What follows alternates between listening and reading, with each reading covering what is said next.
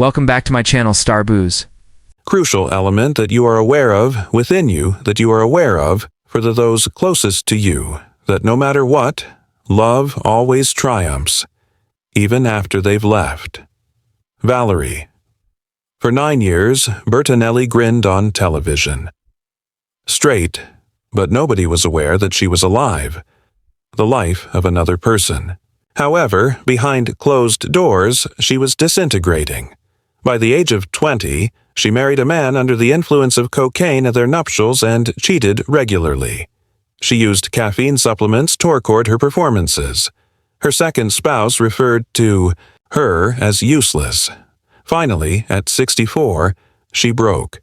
She ceased weighing herself, gave up drinking, and penned a book revealing each and every lie. The neighboring girl was never who you believed. Bertinelli, Valerie, was born in Wilmington on April 23, 1960, Delaware. However, prior to her ever taking her, tragic events had already occurred at the first breath. Her relatives. Mark, her oldest brother, had drowned while only 17 months and 2 years old prior to Valerie's birth. Her parents, Andrew and Nancy, never made a full recovery. Growing childhood, Valerie was surrounded by a child that she had never met. Her mom turned into fixated on security. Valerie wasn't simply observed, she was shielded like glass. Even in vintage family portraits, her mother's hands are never far from her. Letting go. Valerie was unsure of why she felt the need to be flawless. All the time, however, she dealt with it on a daily basis. She later discovered that psychologists referred to it as being a substitute child, and it influenced her life in ways that were hidden from outdoors. The family left the house. One spot for a long time. From the moment Valerie was born before the age of 15, 8 times in 4 different states. Her dad was employed with General. Every advancement at Motors brought a new city. Pontiac, Oklahoma. City, California's Wilmington. Then returning to first Michigan, then Los Angeles. Valerie didn't attend a single school. For over 1.5 years, she discovered to quickly become friends, blend in, and adapt to the crowd in which she found herself. Later on, she dubbed it her chameleon. Intricate, altering herself to fit the others in her immediate vicinity. What began as her greatest survival strategy strength as a performer. She assumed their roles because she had spent her entire life doing it. It all changed on July 26, 1972. Valerie was 12 years old. Her mother nearly did not attend the brief talent presentation that day because it was expensive. $50. Her father believed that the money was a waste. Nevertheless, they went. Valerie sang, "I Unable to Show Him Love" in a 12A Woolworth's dress. She was 47th performer among 347 children. Something regarding her voice and the sense of her presence distinct. Ruth Birch, a cast member in the crowd, the director noticed it. Right away. Valerie, she claimed, had the soul of an older person. That evening, Valerie's mother was approached by 3 scouts. However, she was signed by Birch. Over $40 million was made from the $50 event.in professional income. It could have been the greatest investment in the history of show business. After only 3 years, Valerie was awarded the part that would help her become famous. But she lied, get it. March 15th. She tried out for one day in 1975 at A-Time. Despite being only 15, she claimed to be 16. She even pretended to be born. Certification. Why? Due to California's 16-year-olds can work longer according to labor legislation, hours without a tutor who works full-time. She desired to be treated similarly to the elderly girls, and she was aware that the only option was to circumvent the system. It was effective for 73 days. A production assistant then noticed a discrepancy in her academics records. Valerie broke down and spoke honestly. Norman, the creator of the show, Lear, did not fire her. He was impressed. He gave her a call, clever, fearless, and prepared. However, the expense of the falsehood over them $127,000 in union and legal penalties. That money was taken directly from Valerie's future earnings. Lear saw more than just Valerie has talent. Something caught his eye. Recognizable. In the course of her last screen test, he asked her to pretend on March 22nd. The parents of her character were getting separated. She broke down in tears. Actual weeping. Nobody was aware that it was her own parents were privately thinking about a separation at the moment. Lear noticed something he understood was broken in her, from his own early years. Later on, he wrote that she shared his haunted appearance, seen as a child in the mirror. That instant created an odd connection between them. Learn become unduly defensive. A few cast members thought she was receiving special treatment. Therapy. However, it wasn't partiality. It was acknowledgement. She reminded him of himself. When the program debuted in December, Valerie was only 15 in 1975. She turned into among the youngest leading ladies on TV. As other children were creating, Valerie was earning $210 per hour at summer employment, generating thousands of dollars every episode. The majority of teens saved money for their prom gowns. Valerie received fan mail from people all around the nation. Freedom, however, was not renown. It was a cage. 9 years, starting in 1975, she was Barbara Cooper in 1984. And Barbara Cooper was consistently upbeat, always flawless, always strong. Valerie both on and off screen, that role had to be played. The more successful the show was, the more the role made her feel trapped. Everyone else adored it. In the background, it was a heavy show. It addressed separation, financial difficulties, loneliness, things that really got to Valerie. She was experiencing those hardships in real life. The family was disintegrating in silence, but she had to smile through the screen. Each occurrence caused her to get emotionally terrain that was not entirely clear to her. Nevertheless, she gave birth since she had no option. She co-starred with Bonnie Franklin, turned into a sort of surrogate mother. However, it wasn't always simple. Franklin observed, like a hawk, Valerie. Her mass, even her lover's clothing. Valerie couldn't act out like a typical adolescent. She couldn't afford to make a mistake in public.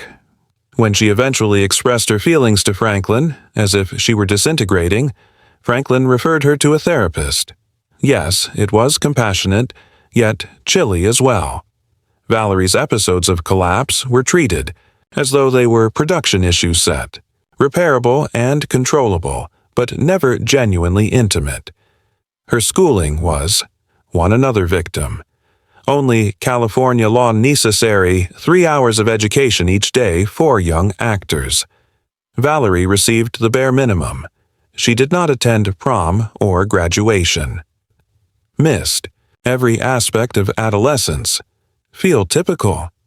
As her pals were gaining driving skills and engaging in gossip, Valerie was learning scripts in the hallways and striking a camera pose.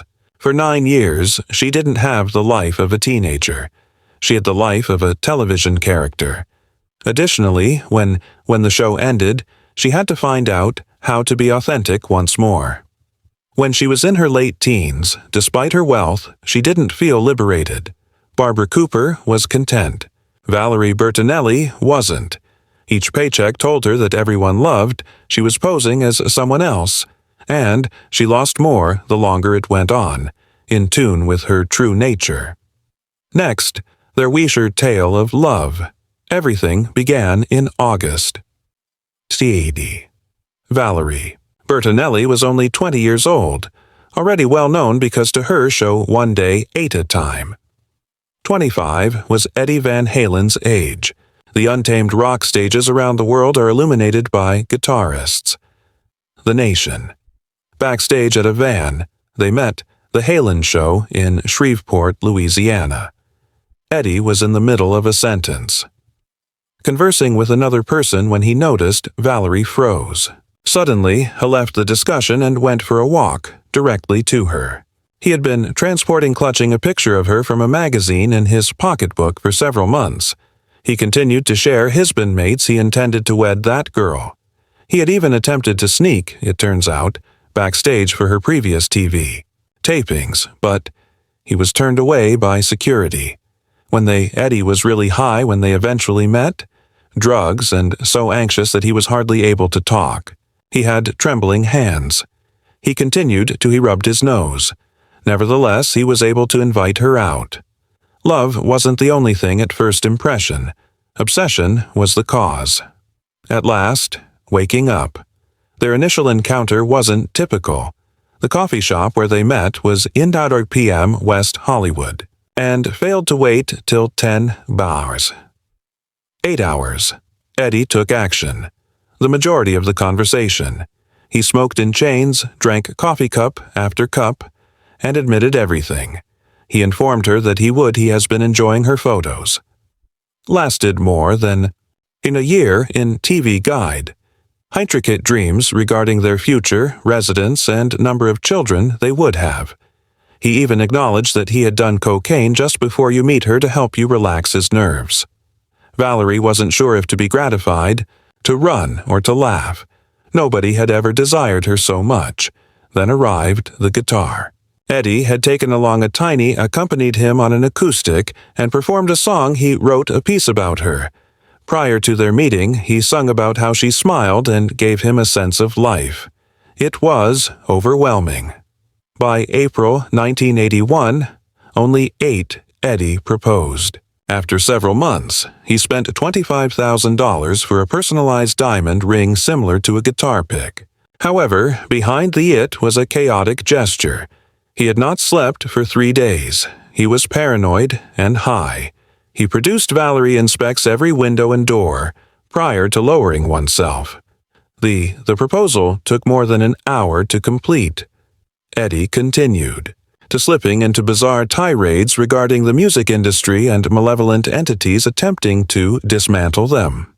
In her dreams, Valerie had seen beach walks and sunsets. Rather, Eddie spent the most of the time was either locked in or passed out. Restroom. He had sneaked in. His instrument contained $3,000 worth of cocaine. Instance. On the third day, Valerie located him, bloody-nosed and comatose. She had to make a hotel security call. When he regained consciousness, he said she had cheated on the motel employees. About conspiracies, he yelled. He was hostile and paranoid. That's upon discovering that he had been using daily cocaine use for more than 2 years, a long time before. They met. The guy she fell for wasn't genuine. He was the version, influenced by drugs. The ensuing 20 years were a tempest. Eddie's addiction just became worse. Worse. He took a sip. He smoked. He used narcotics, continuously. Valerie made an effort to assist. She tried to comprehend, but to no avail. She was crumbling in private. She stated, "I detested the medicines and alcohol, but I didn't despise him. I observed his suffering." She was only 21 years old when they married. She was not prepared to face the emotional burden that came with being loved an addict. Eddie cheated, too. The marriage began to fall apart. Since then, Valerie has acknowledged that following she changed their history after Eddie passed away in her head, gave it a more romantic tone, more than it actually was. However, the reality remained returning. There is no true disarray, lack of love, support, and caring.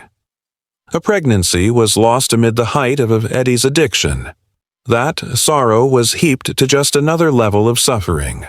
Their son, the birthplace of Wolfgang, was 1991, but their partnership was already severely broken. Valerie fought alone. Following a day at A-Time came to an end, and her career hit a brick wall in 1984. She has 2 sitcoms and appeared in modest TV films, Café Americana and Sydney were abruptly cancelled. Years later, she took whatever roles she was given. When she split up with Eddie in 2001, things became more difficult. No, she didn't request alimony-child support. They simply consented to share costs for Wolfgang. However, her funds were quickly running out. She was 40 years old, and there weren't many jobs. At that point, she turned into a Jenny Craig representative. It wasn't solely focused on weight loss. It was survival. In private, Valerie was having difficulties with more than simply cash. Her sense of value was destroyed. Cher marked, "I always thought that if I put on weight, I was living with someone who was unlovable. Absent and continuously elevated, they had left deep wounds. She hardly ever noticed anything positive in herself." She continued to smile for the cameras. However, within her was worn out. Eddie passed away in 2020. Valerie started to confront reality. She acknowledged that they led a fairly tranquil existence.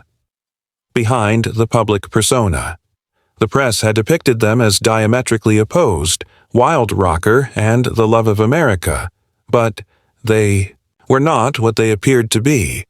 Despite their best efforts to conceal it, the suffering was all over. Later, Valerie acknowledged that she clung to the hope of being married. Too long. Years passed before that was realized. From the beginning, it had been poisonous. When Valerie Bertinelli was 50 years old, she entered the hot-in audition room. Cleveland. She hadn't frequently been on since Touched by an Angel, a television program concluded in 2003. It had been 7 long years. There were no further offers. The spotlight had faded. She was now being urged to carry a brand new comedy series in addition to even Betty White. Betty was 88, a legendary figure with more over 60 years of experience. Valerie felt frightened. She spent evenings awake before to filming, concerned that she was out of timing. Her sharpness, her spark. She worked on it, continuously, occasionally capturing her waiting in long lines to receive one. You're correct. To laugh. The fear of making a mistake made her stomach turn in Betty White's presence. Twist. Next, on June 16, 2010, the performance first appeared. Cleveland's Hot didn't just survive, it blew up. It brought in 2.5 million of viewers each time. TV Land possessed I've never seen such numbers. Valerie was abruptly back, but achievement didn't calm her down. It merely elevated the stakes. Despite being the oldest, Betty Valerie, a cast member, was regarded as the mentor. She was the seasoned individual. The tone was set by the producers. Wendy. Malik and Jane Leaves completed the primary cast, although Valerie was the one who had the most extensive resume. That ought to have gave her self-assurance. Rather, it smashed her. In between scenes, she would disappear, concealing herself in her trailer and writing in her notebook, attempting to control the anxiety waves of attacks. She showed up early for each. Table read, 2 hours early, lines and scripts in hand. Everything was practiced and memorized. She wanted to avoid being taken off guard, Nerevan, for a brief moment. Only 2 months later, the debut, the program was extended for a season 2. That ought to have been fantastic news, but Valerie's only emotion was pressure. More shows, more viewers, greater opportunities for failure. There were 23 episodes throughout the season. That was only the start. At that time, unexpectedly, something occurred. She encountered a man. Tom Vitale was his name. It was late in the year 2010. Valerie had recently completed a harsh 14-hour day of filming. She proceeded to the Wolfie Cohen's Rascal Eatery just to eat at a house in Aventura, Florida by herself and relax. Tom noticed her seated by herself and went to greet him. He wasn't a Hollywood star. He was 44 and 6 years Valerie's junior and worked in the financial sector. He was single. He was just interested in her, not in fame. 5 days later, they went on their first date. After 3 weeks, they were irreconcilable. Tom stood for everything. Her history didn't. Stability, tranquility, and no drama. Following a lifetime of turmoil relationships as well as Eddie's divorce. In 2007, Van Halen's Tom was a breath of serene. By Christmas, they had already discussing marriage. Why would you destroy a person who used to love you and you once loved? Therefore, that makes all of that irrelevant. Affection that you two once shared. On January 1st, 2011, Tom and Valerie in Malibu, they got married. Only 100 people, compact, uncomplicated, and silent. Appointed unlike her first marriage, which had been a 300-person celebrity event. She wore an expensive dress this time, purchased off the rack at $800. Not a designer, not a press. Eddie Van Halen even showed up, along with Wolfgang, their kid. Everyone grinned. However, Valerie subsequently acknowledged that the wedding felt hurried. She had barely 6 weeks to plan it. She wished to avoid overanalyzing things. She simply desired a sense of normalcy. She desired to feel at home. She desired to demonstrate that she could do it correctly this time. Life did not slow down, however. If anything, it became more difficult. Hot's second season was going strong in Cleveland, and the timetable was cruel. Most days began prior to dawn. On set, Valerie had to be. By 5:30 a.m., she refused to go until 1000 p.m. Episodes 20 to 23 came quickly, seasonally. Much more than she was utilized as well. Coffee wasn't giving her the vigor she needed, no longer cutting it. At that point, she resorted to caffeinated supplements, 400 to 600 ml one day. It's like drinking 6 drinks at once. Coffee mugs. The energy then appeared, beverages, Monster and Red Bull. Occasionally, in one day, 4 cans. Next, Adderall. Initially, it was advised towed in her concentration, but it quickly became her crutch. She needed it to survive. Scenes, to be witty, to remain sharp. No one was aware. She concealed everything.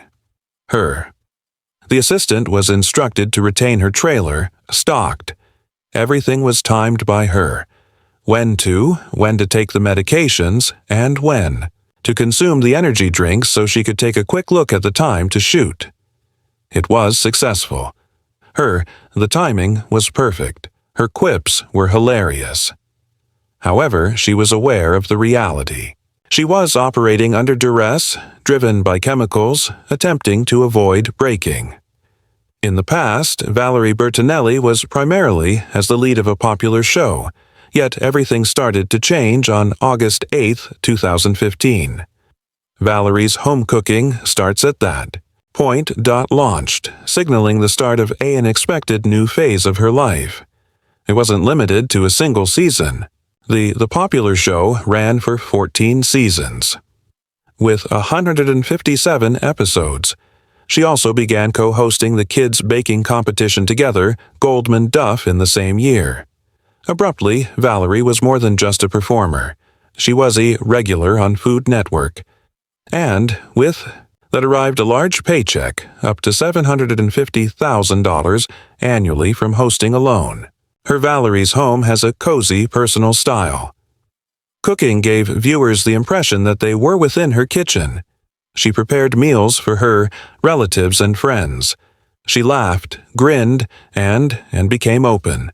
It seemed genuine, and that's why it worked. The program even received her 2 Emmys for daytime. However, by 2022, things had begun to shift. Food Warner Media and Network combined, and the priorities changed. Cooking lessons. There were shows. Competition with high stakes. The shows. Wherein Valerie was not fond of the shift.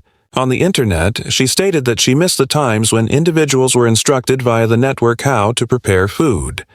It felt like it, she added, was no longer about education. By Valerie's home cooking in 2023 was canceled.